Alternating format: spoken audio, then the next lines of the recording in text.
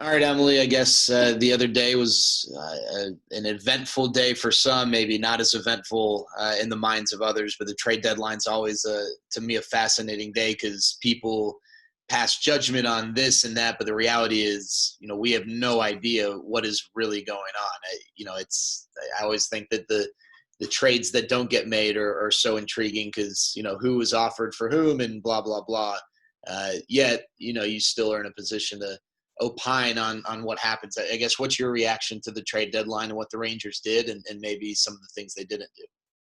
Yeah, I mean, I think I was under the impression, or I thought that they would move Lance and possibly Joey, but I think it was, and I think the Rangers were poised to move them, and they wanted to, if they felt like it was a prudent business decision to do that. And so what that tells me, just knowing JD and how desperately he wants to turn this thing around, that if there was a legitimate offer on the table for either one of those guys or anyone in this organization, pretty much, that he would have done it.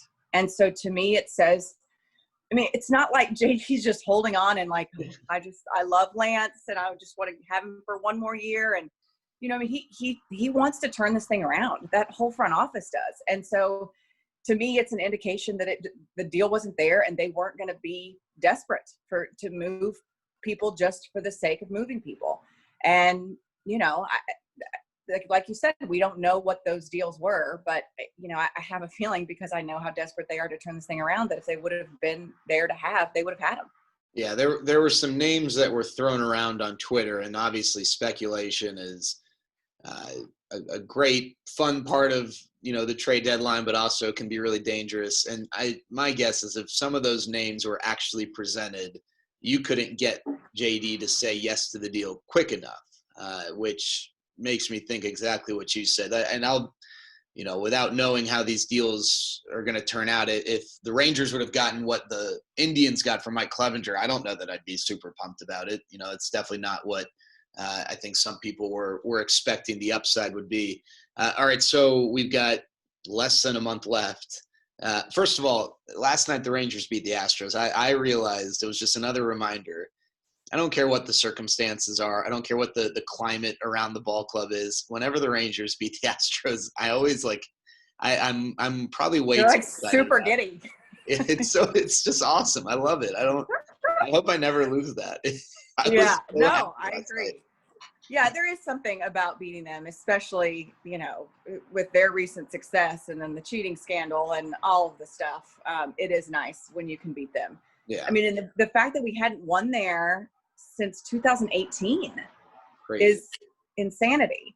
So, yeah, I mean, I like things a lot better when they were terrible and we were really awesome. And so I think we went, earlier last decade, we went like 17-2 against them one year, something like that. I mean, it was amazing. It's great. Yeah, it was. All right, so final few weeks. What are the things? Who are the people that you're excited to watch, or things maybe you're excited to follow?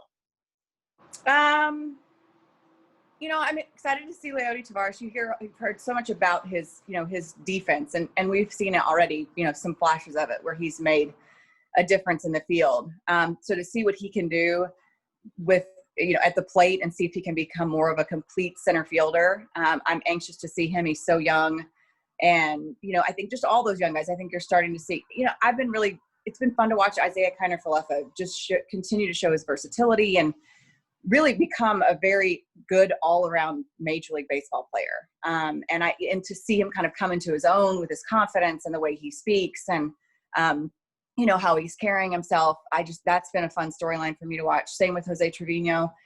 I think that they're just going to use these last, 3.5 weeks to get try to get a true assessment of what they have with these guys. And so in a normal season, you would have never seen these cats. And so, they give them some actual big league experience, and you get to actually, evaluate them at a big league level against big league competition. And so I think, those things are going to be interesting to watch.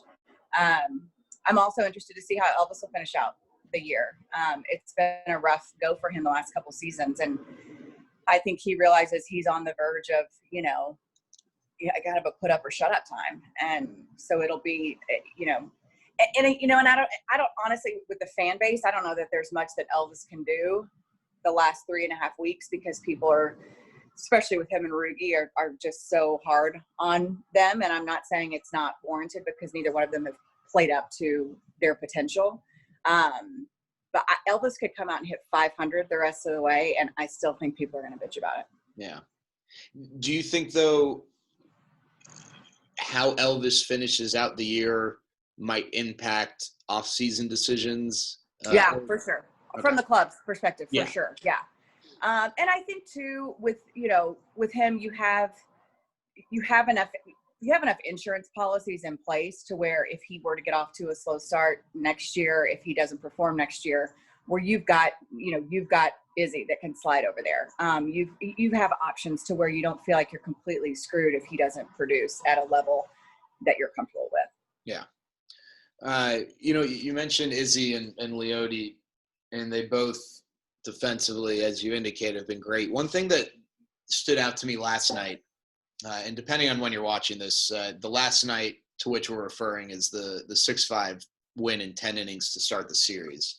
But, this team for really, for decades has been a team identified by its offense. And when you score a ton of runs, sometimes that masks, defensive inefficiencies. And not that this team has, always struggled defensively, but I'd say the last few years, this team has not been top half of the league defensively. And this year, a year in which they're not scoring a ton of runs, it's maybe stood out more because, giving up a run is way more significant when you're not, you're struggling to get to 4 runs in a game. But yesterday, defensively, they were awesome. Whether it's like the highlight plays or, like little things like Eli White cutting a ball off in the corner to prevent a single from becoming a double, or Joey just firing home and preventing Jose Altuve from trying to score from second on a single, like little things like that. And I think like good defense is really fun to watch, and maybe we just haven't seen a ton of it, but I thought that was really fun to watch yesterday, just how crisp the game was. I don't know what your thoughts were, but that was something that stood out to me. No, I completely agree. And it's something that Chris Woodward has talked about this entire season, is it hasn't been there. It's been sloppy. At times it hasn't been clean. And you see, like you said, it's magnified so much because this team isn't scoring a ton. And so, yeah, and that's just a good brand of baseball for me. When you see really good defense. Another thing I like is when they come out early, and I realize you can't do it on every pitcher because not every pitcher is going to allow you to run. But if you can get out early, get on base and start running, get it causes so much havoc. And I think with a team like this that has to score in ways that aren't, via home runs, you got to find some way to mix it up. And so, to me, you saw both of those things last night that, and I don't think the Astros are a kick-ass team defensively, but their wheels came off. And I don't know if it was just, one of those games or if it's because all of that stuff rattled them or what, but it worked out last night where they got some timely hitting and they played solid defense. And, that was one of their better wins of the season, that one, and the win in the opener over the Dodgers. And, and so baseball, it's the hardest thing. Just do it over and over again, all the time. Yeah. Like, just rinse and repeat, copy and paste. Yeah. Last thing, you mentioned the home run ball, Joey Gallo. There was, I think his name's been mentioned in trade rumors before, but I don't think ever to this degree where it's like, national talking heads are talking about the likelihood of him getting traded as opposed to just a throwaway, hey, I wonder if the Rangers are considering this. It seemed like there were legs. Lance Lynn is a veteran. He's been traded at the deadline before, and he also just seems like, nothing bothers him ever. Joey's a younger player, and I've always, I think it makes sense that like it's maybe tougher for younger guys to deal with it. Where do you think Joey is, and what do you make of his season so far, which is so tough to evaluate because the reality is it really just should be 1/5 of a season as opposed to, where we're at now, which is already more than halfway through. Right.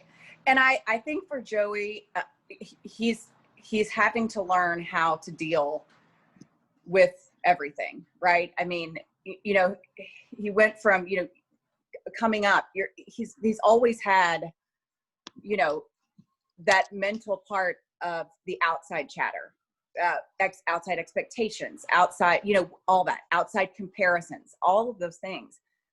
And so I think there's part of him that gets worn down by that. And that when he's not playing well, it compounds itself.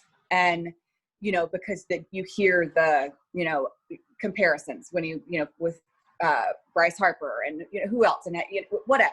And then, yeah. And then now it's like, oh, you know, Woody says, you know, look, I'd put him up there with Trout and Betts. And like, it's like, ooh, those are, yeah, let's.